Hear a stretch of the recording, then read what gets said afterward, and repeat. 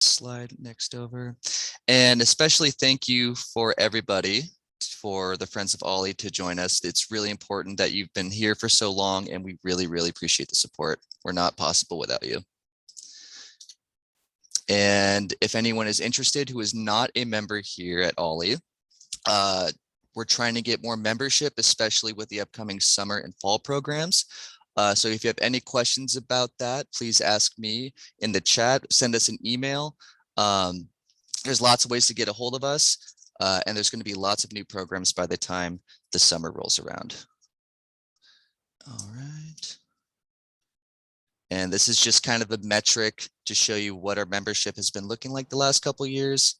And this on the left here is just some general information on what membership could look like. And all of this information is also available on the OLLI website as well. And really quick, I want to do a acknowledgement of land here at Arcata. So apologies for butchering this word, but Arcata is known as Gudini, meaning over in the woods or among the redwoods. It is a Wiyot peoples continue to remain in relationship to these lands through the ceremony, culture, and stewardship. It's good to have moments like these to just take a pause and acknowledge where we occupy and acknowledge the history of the peoples that lived before us. So now that the presentation is officially started and we got most of the people here, I'm going to turn it over to Jane to introduce our speaker. Hi there, and welcome to our Brown Bag Lunch program. And our speaker today is Tamara McFarland. She serves on Cooperation Humboldt's Board of Directors as president and also handles the bookkeeping and coordinates the food team. Tamara is passionate about food justice, local resilience, animal rights, and environmental protection. She is a graduate of the Cascadia Leadership Training Program. In 2016, she was the lead organizer for the Bernie Sanders campaign in Humboldt County. Following the elections, she helped co-found the North Coast People's Alliance. After operating a small business for 14 years, Tamara has recently chosen to focus her time exclusively on social change work, and she's doing a bang-up job. Tamara, go for it. It's all yours. Thank you, Jane. I'm thinking I should have taken you up on the option to test my screen share because my slideshow is not loading. But hello, and thank you for having me. Hopefully this will load in a minute. Let's try this one more time. You all aren't seeing it go full screen, are you? It just is loading. It did come up and then you did something and it went away. Well, I brought it up small, but when I tried to make it go big, it went away. It's not supposed to do that, is it? Mm-mm. There you go. Yeah, but I want to make it big. All right, well, I guess we're going to watch it small. We'll roll with it. So thank you for having me. Cooperation Humboldt is a relatively new nonprofit here in Humboldt County based out of Eureka and Arcata. And we exist to build a solidarity economy here on the North Coast in traditional Wiyot territory. So we're going to kind of go through this presentation and talk a little bit about what that means, what a solidarity economy means, and how we might get there. So solidarity economy is about empowering all residents to meet their needs in harmony with nature and without exploiting anyone. I'm going to talk a little bit about the foundational beliefs that we share at Cooperation Humboldt, and then we'll return to solidarity economy. So first, we believe that our current institutions are fundamentally racist, sexist, and class oppressive, and that these circumstances have come about as a result of decisions that are made by humans and that they can be made differently to create a better society. We do specifically believe that capitalism is a system that's based inherently on exploitation and oppression, and that it will destroy the planet and all of us if we don't make a shift very quickly to a different system. As I mentioned, we do believe that we have everything we need in this world to create systems that will validate everybody's inherent need, worth as a human being and meet all of their needs in a way that's regenerative and loving. We are committed to supporting groups that are doing grassroots organizing with working class people and people of color who are educating organizers and working on strategies to resist fascism and create new models. And these are just a few of our collaborators here that I've highlighted.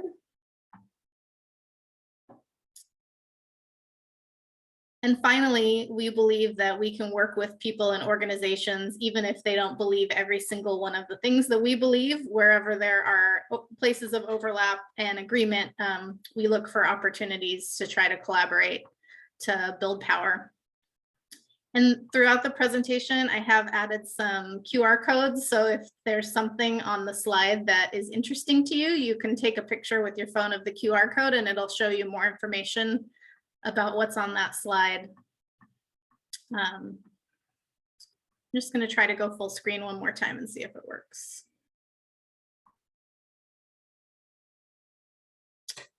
Nope, sorry about that. Okay. Sometimes if you go to view slideshow, sometimes that will do it. Oh, no, sorry. Yeah, I don't know. I've never had that happen before. That is strange. I don't think it's going to matter too much except on one slide that has a lot of detail, but we'll just do the best we can. So we throw around the term solidarity economy a lot with our work. And so I'd like to spend a little time talking about what that means. There are a lot of other terms that have a lot in common with solidarity economy and a lot of overlap. You might hear about a regenerative economy or a just transition. I'm sure you could all think of more phrases that you've heard, but I love this quote by Emily Kawano. Emily is a leading thinker in solidarity economy and an ally of Cooperation Humboldt. And she says that the solidarity economy is a global movement to build a just and sustainable economy. It's not a blueprint theorized by academics in ivory towers. Rather, it's an ecosystem of practices that already exist, some old, some new, some still emergent, that are aligned with solidarity economy values. There is already a huge foundation upon which to build. The solidarity economy seeks to make visible and connect those siloed practices in order to build an alternative economic system for people and planet. And so I would just give a couple of examples, what Emily's talking about here, of some of the practices that already exist. Of course, most obviously to me are a variety of Indigenous cultural practices that showcase and center values around sharing and mutual aid and community accountability. These could also include things like credit unions, which we're very familiar with here in Humboldt County with Coast Central Credit Union, barter networks, free sites like Free Cycle.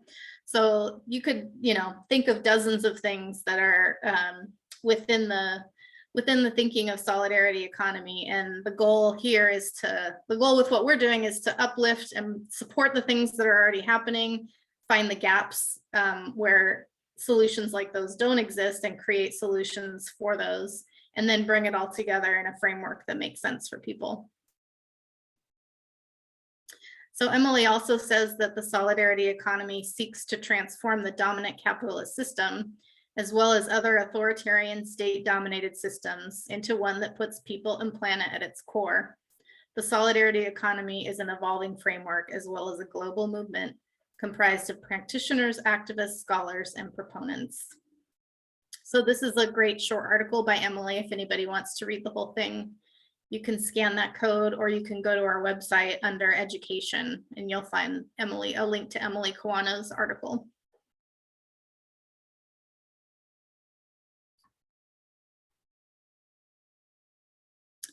So another way that we say it in Cooperation Humboldt is that a solidarity economy is a system in which everyone has their needs met in a way that does not exploit anyone or harm the environment. It articulates approaches to how our economy can better serve people and planet rather than private profits and blind growth. And then there are 5 basic principles of a solidarity economy. This also comes from Emily Kawano's piece. The first is pluralism, meaning that there's not one and only one way to get to the goals that we all share, but there are actually multiple paths and multiple solutions needed, and that it's going to take a web of many different solutions to get to where we're going. Secondly, solidarity, which includes a range of interactions grounded in collective practices, including cooperation, sharing, altruism, love, caring, and gifting. Equity, solidarity economy must oppose all forms of oppression, imperialism, colonization, and all kinds of discrimination.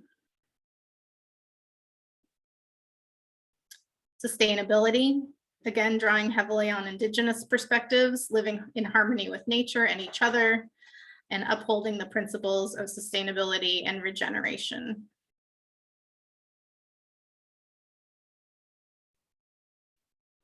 And finally, participatory democracy, meaning that decisions are made as local as possible, and that the people who are involved with the impacts of any decision should be the ones to have the largest say in how the decision's made. And to put this in a little bit more concrete terms, I'm happy to be able to give an example that one of our projects, Kuna, working in Valley West in Arcata, recently completed an event where working with the city of Arcata made $15,000 available for a participatory budgeting process, and Cooperation Humboldt has facilitated the process so that ideas for improvements in Valley West were gathered from residents and compiled, and then there was a voting event where Valley West residents were invited to vote on which solutions they thought were the most important and impactful.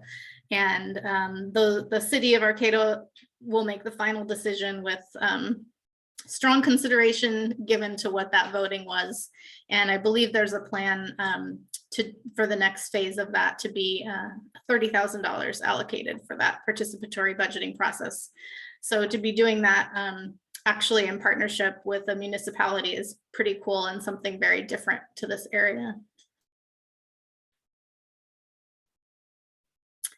So that kind of concludes the theory part that I wanted to share so that you understand, what we're built on. And then I wanted to get a little bit more into the nitty-gritty of who we are and what we do. So this diagram kind of shows what our structure is. We do have a board of directors as a nonprofit. Then we also have a staff collective. We're actually working towards becoming a worker self-directed nonprofit, which is kind of like the equivalent of a worker-owned cooperative, but for nonprofits. So creating a very non-hierarchical structure where staff is empowered to make a lot of decisions, including about policy, and that it's less of a top-down from the board to the staff, but more of working in equal partnership. And then we have what's called our core team, which is a group of more than 50 people who have gone through our study group session and have committed to some form of leadership within the organization. And so those 3 bodies form our leadership. And then we have active participants like volunteers and supporters, prospects, and of course our broader community. You can also check out our Who We Are page on our website. We have gone through a pretty radical reorganization recently, and we're in the process of bringing on several new staff members and board members. Currently, our board is made up of myself and Michelle Vassell, who's the tribal administrator for the Wiyat tribe, and Ron White from the Humboldt Area Foundation, among other places. And our staff at the moment includes Lorna, Kate, Morgan, Tobin, Sabrina, Argy, Kimberly, and 2 new people who haven't been added yet, Elizabeth and Abar. And then some of our core team is also included in this list on the page, and you can check that out if you like later.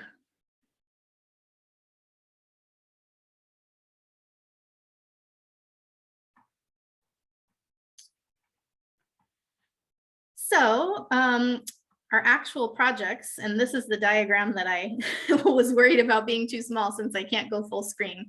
But this is a diagram. If you scan the code down there, you can bring it up yourself. But this is a diagram that shows our program areas, our projects, and our administrative circles.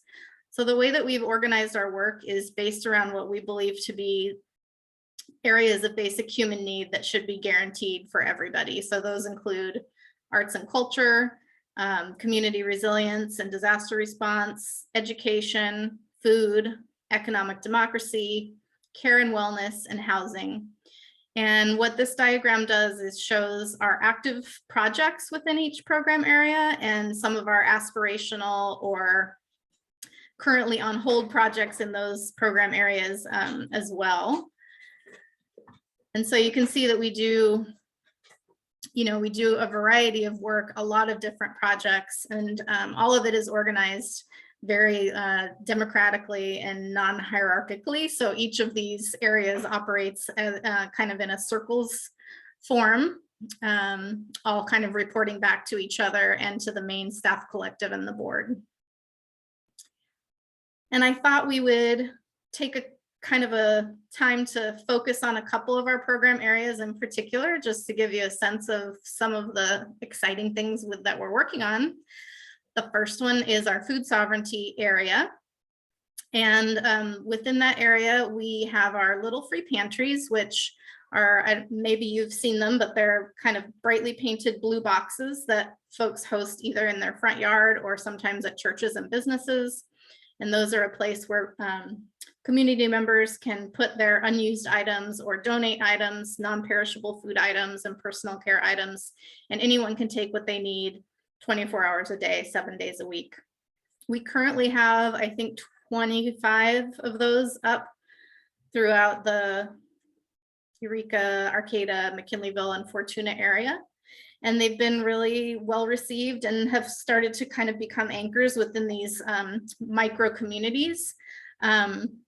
So those are really cool. I would say that like part of the value is the actual practical thing that they're offering to the community. But another really big piece for me is just that they are serving to bring neighbors together and create more glue within these micro areas, which is also a big piece of being more prepared for disaster and just being a more resilient community in general, getting to know your neighbors and starting to have the idea of supporting one another.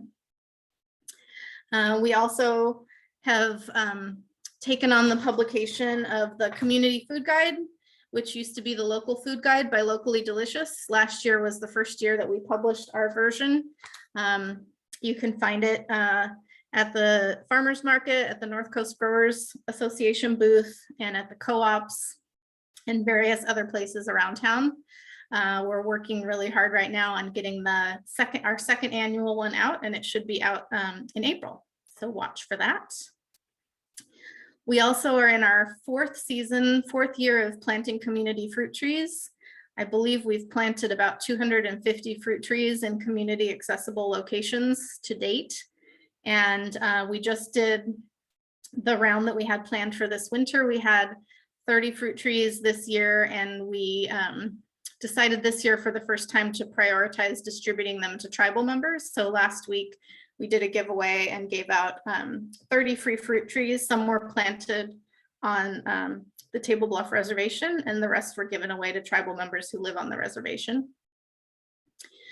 We also offer workshops and garden tours and a variety of educational pieces around food cultivation. We participate alongside Centro del Pueblo with stewarding the Jardín Sanctuario community garden in Arcata. That's the one on the corner of 11th and F Streets. And we are just getting started on our third year of mini garden installations. So the mini gardens are small 3 to 4 foot square gardens that we make available to low-income residents of the community, and we deliver the bed and fill it with high-quality soil and fill it with plants and seeds and teach the recipients how to take care of it so that they are empowered to grow a little bit of their own food, even if they don't have much space.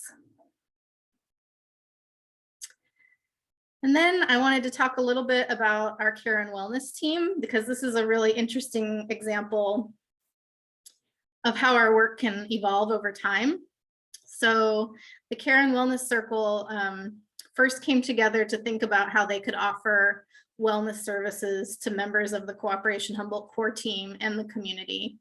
And one of the things that's important about our work is, as much as possible, we do try to organize our offerings using a human-centered design approach, meaning that we have a process of actually turning to the folks who are experiencing the pain and the hurt in the community that we're hoping to address, and involving them very directly in designing the solutions and when possible, implementing the solutions as well. So the Care and Wellness team explored several different possibilities. They were talking with Open Door, learning about needs around support for medically assisted treatment, people who are in treatment for addiction, just working on researching a variety of areas where help was needed. And obviously one of the big pain points in our community is unhoused folks. And so recently, well, not super recently, about a year ago, we were able to get a grant from the county with COVID money for distributing supplies to unhoused people in the community. But we're interested not only just in being direct service providers, we're actually interested in transforming the systems. So this has been a really kind of a really interesting experiment in working with public money and learning how to jump through all the hoops and do all the bureaucratic stuff that's needed for county money, and being in alignment with what the county wants and needs for that money, but also trying to find ways to make it transformational. And in the short term, what that has meant is our program has actually been designed to employ unhoused people to do the work with unhoused people. So the staff is made up of a combination of housed and unhoused people, and we're learning and taking a lot of direction from the people who are actually experiencing that phenomenon, and providing gainful employment to them. In the longer term, the question in the experiment is like, how can we take this for what for us is a large grant from the county and leverage it into something longer term and something even more transformational.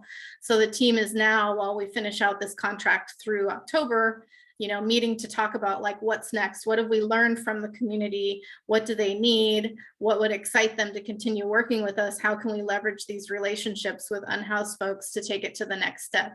Whether that might be a tiny home village or a sanctioned camp, or supporting unhoused folks in organizing worker-owned cooperatives to do micro businesses. So to me, that's just an interesting example of like, how can we tap into what the systems are that currently exist, find money that's available, but do something a little bit different with it. And I will finish up by talking about how you can get involved if you were inspired to do so, and then we can do questions. First of all, if you're already active with a local group or organization that has values in common with Cooperation Humboldt, we would love to talk about how we can collaborate and support each other's work, amplify our messaging. And of course, if you're interested in joining us more directly, we would love you to volunteer, join a study group, and or make a donation. And there's scannable links here for all of these things, or it's very easy to find these links if you go to our website at cooperationhumboldt.org. And that's all I have for a formal presentation, and I'm hoping people might ask questions.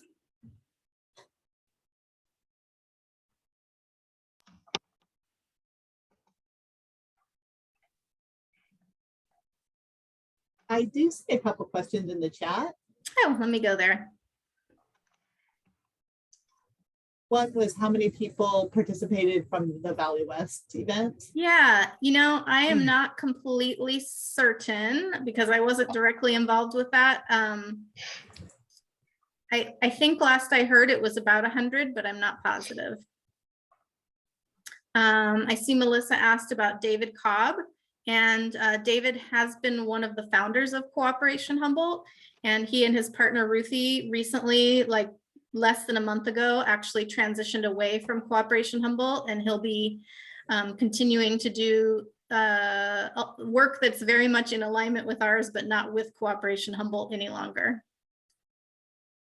And I don't know for sure what the final vote was on the Valley West residents. I hope to get a report from the team that worked on that soon and send out an email blast that gives kind of a summary of how that went. So if anybody wants to be added to our email list to get that and other updates, you can put your email in the chat, or I'll put my email and you can reach out to me directly too.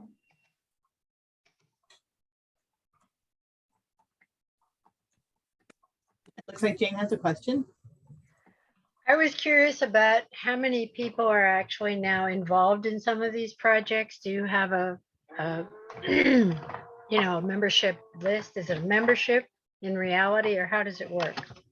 I mean, the whole organization, we don't really have a membership structure. You know, I can say that our, you know, our database of people that we are in contact with is multiple thousands of people. And as I mentioned, there's about 50 people who identify as our core team, which are kind of like our strongest volunteers who have committed, you know, at the highest level. I can tell you kind of, you know, case by case. I know we've planted over 150 fruit trees. I know we've installed over 400 mini gardens. So I have some numbers for certain projects like that. Those are the numbers I know that I can share. Is there some, could you go into a little more detail about your work with the Wiyot tribes? Yeah, so that began with us just trying really intentionally to show up for the tribe in the things that they were doing that were important to them. So as they have embarked on various campaigns, I'm blanking on the name of it now, but what was the sacred site that they were going to put the towers up on? I can't remember the name of what it's called, but when they did the protests there, you know, we showed up in solidarity for that. And as we've begun to explore what land back might actually look like in this region, we began to work very closely with the tribe on a plan for Dishkama Humboldt, which is going to be an Indigenous-led land trust that will be a nonprofit under predominantly Wiyot control, and land can be held in that trust for community ownership and community development.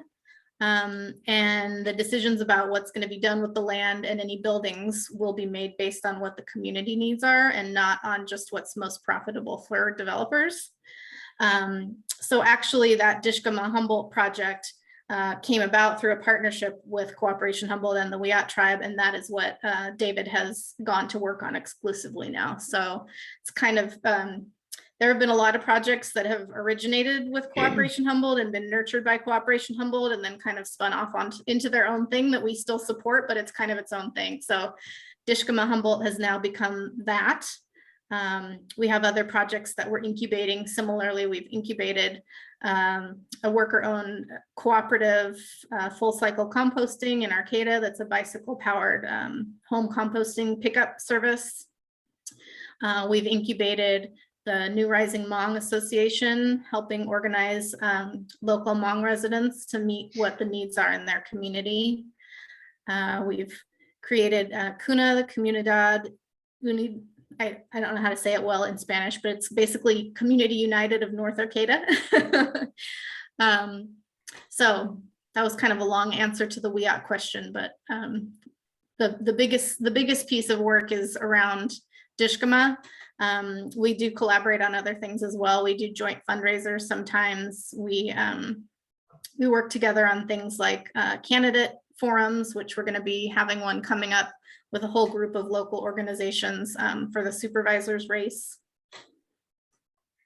Are you dealing with the, I think I read something about the state giving the tribes $100 million to buy up land? Is that part of the land trust concept, or do you know what?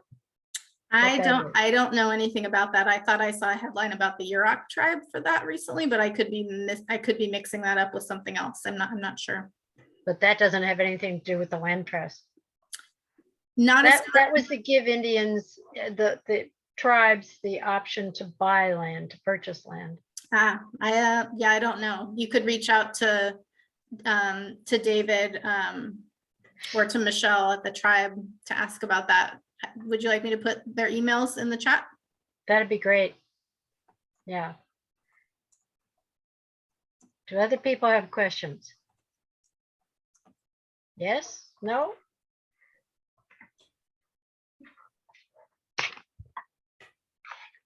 Are you dealing with actively setting up a public bank at this stage? I know that was a project at one point. Yeah, that's something that David has spent a lot of time advocating for over the last several years. And, you know, a lot of what we do goes through a lot of different iterations as we learn what works and what doesn't work over time. You know, that started out originally with the hope that there might be a public bank of the North Coast, where it could be maybe Humboldt County and a couple of nearby counties coming together to create a public bank. And then legislation was passed authorizing up to 10 public banks in California. And so it kind of shifted, knowing that those 10 slots were going to be taken up by larger jurisdictions, which would make it unlikely that there could be one just for the North Coast. And I think this focus has now shifted into ensuring that our region is able to be included in something that happens through the Bay Area. And I should back up a little bit and just talk about what a public bank is and why it might matter. The reason that it first came up in conversation for us was during the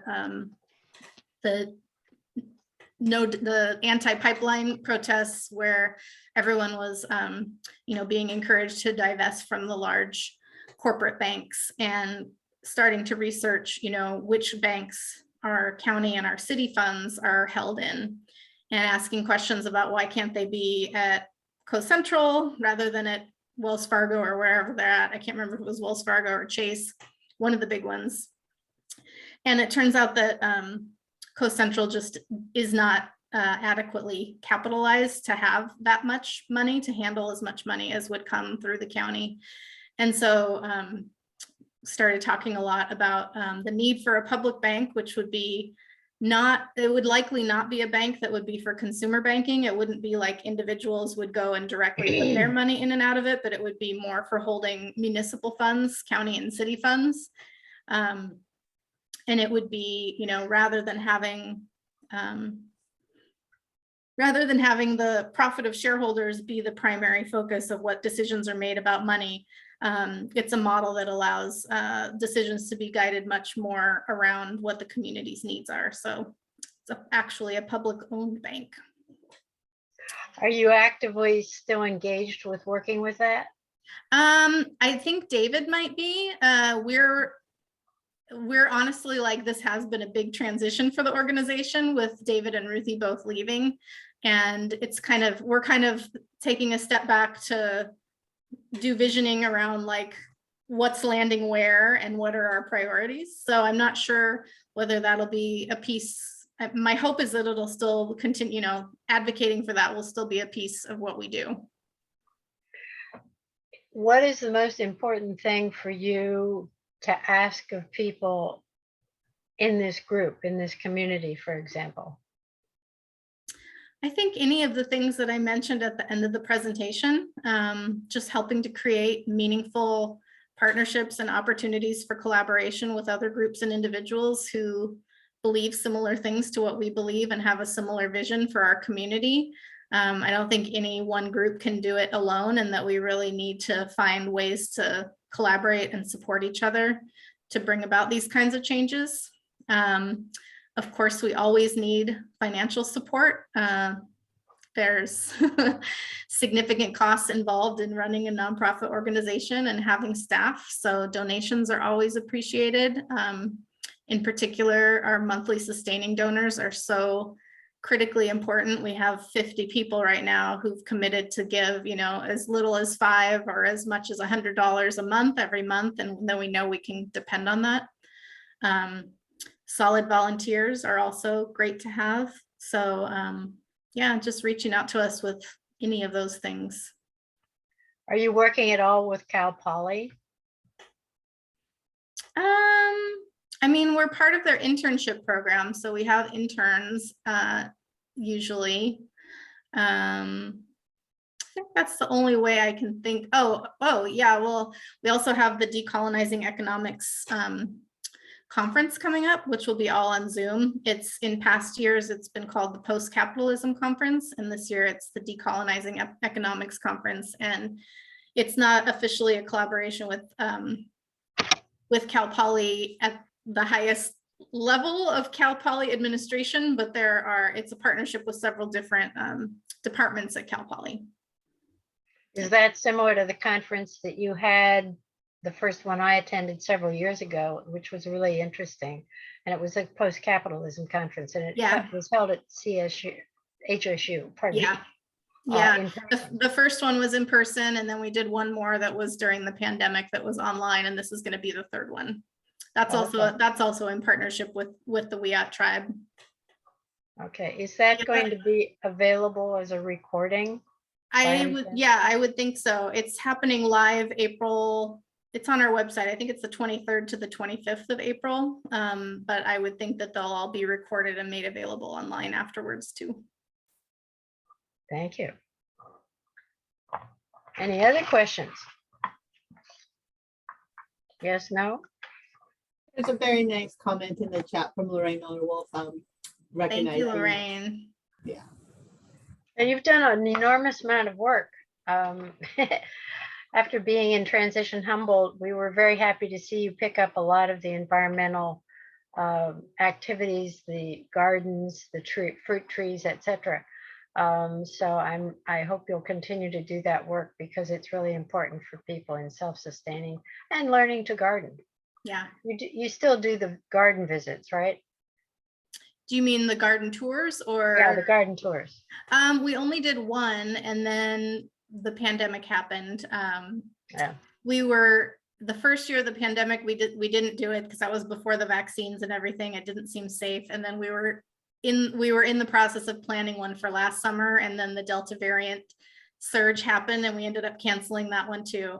So I'm hopeful that we can do the garden tours again this summer. Fingers crossed. Yeah, they're wonderful. I certainly hope so. I did one for Transition Humboldt, and it was a lot of fun. Yeah. And we learned a lot, and there are a tremendous variety of really good food gardens in this area. So I think it'd be great if you could continue that. Any other comments? Anybody? Questions? No? If not, I want to tell you that next Monday, I want to thank Tamara big time. Pardon me? Gail was raising her hand, I think. Oh, Gail? Hi, Gail. Hi, this is just a comment. I'm a small sustainer of Cooperation Humboldt for the last couple of years. I recognize your name. I was just so impressed with the work that you're doing. And I went to a talk, or I guess it was a presentation where you had another cooperation, but it was from the South. Some people came up, and it was HSU at the time. And that was very impressive, just how organized and well put together that was. And then just everything that I've been aware of that you do, just, kind of boots on the ground, but well organized. I'm very, very impressed. And I just encourage anybody else who can become a sustaining member, that I think it's well worth it. So thank you for your work that you do. Thank you, Gail. And I want to second that, because I was involved, and I went to that same conference. Very impressive, great speakers, lots of enthusiasm, lots of students, which was wonderful, because that's often something that's missing. So there were a lot of students at that, and from HSU at the time. So I do want to thank you so much for all you're doing, and I think just keep at it, because there's a lot to be done, and it's very impressive what you've been able to do so far, and encourage you. everybody to learn more about it.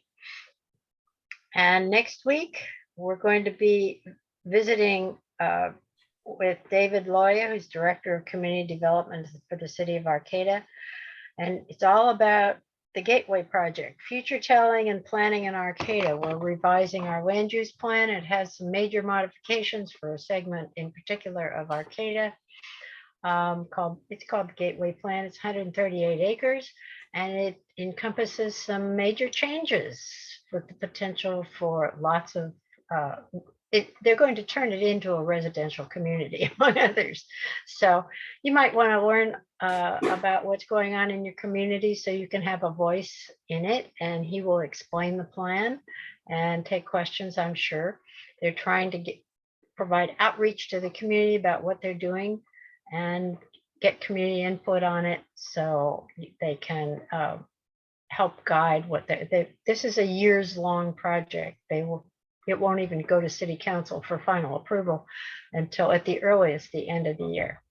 But there's a lot going on. You might want to find out what it is and how it will affect Arcata and our community overall. So thank you so much for coming. Thanks, Tamara, very much. We love the work you're doing. Thank you. Wish you Godspeed with it. And thanks everybody for coming. Hope to see you again in the future. Thank you very much. Thank you, everybody. Have a